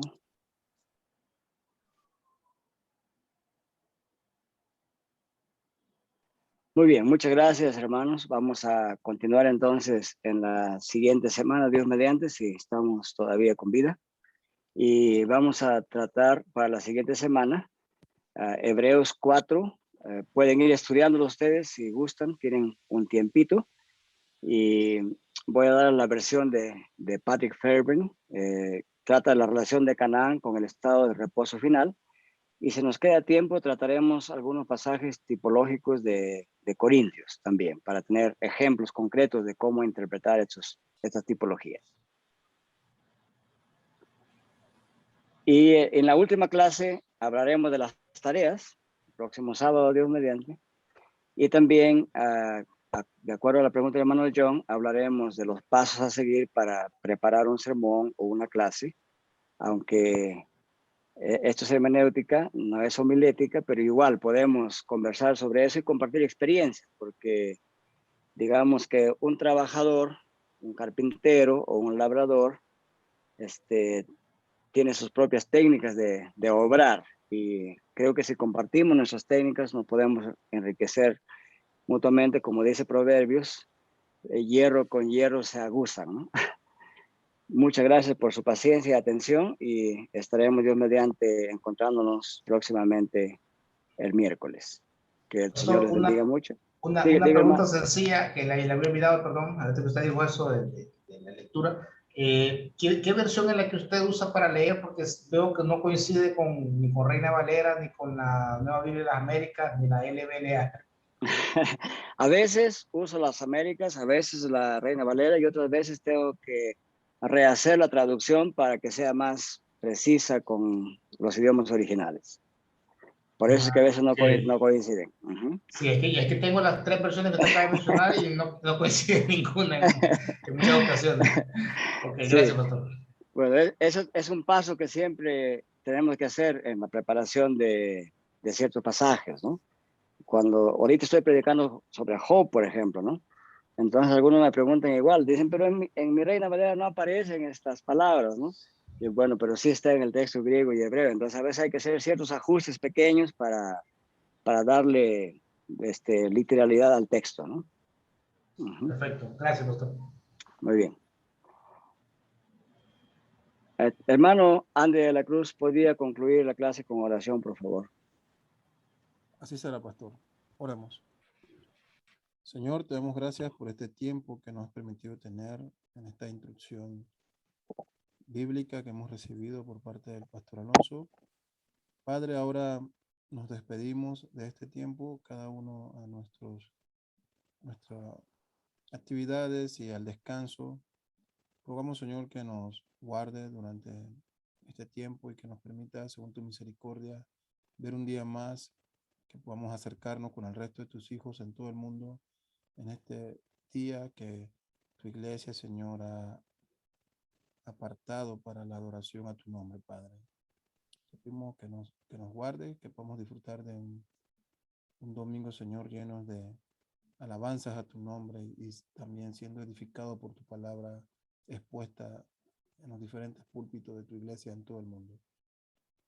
Te pedimos estas cosas en Cristo Jesús, tu Hijo. Amén. Amén. Pasen buenas noches, queridos hermanos. Que Dios les bendiga. Saludos a todos.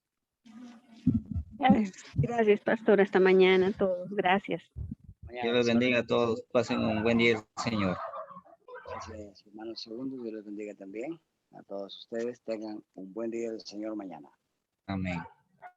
Dios les bendiga. Buenas noches. Buenas noches, Pastor Fermín. Saludos a su congregación. Que el Señor les permita reunirse presencialmente. ¿Ya están reunidos presencialmente? Sí, pastor, ya desde este mes de agosto ya estamos presencialmente en las mañanas, a las 10. Excelente, excelente, hermano. Saludos a todos. Gracias, pastor. Gracias. Dios lo bendiga. Igualmente. Hasta luego, hermanos. Dios los guarde. Hasta luego.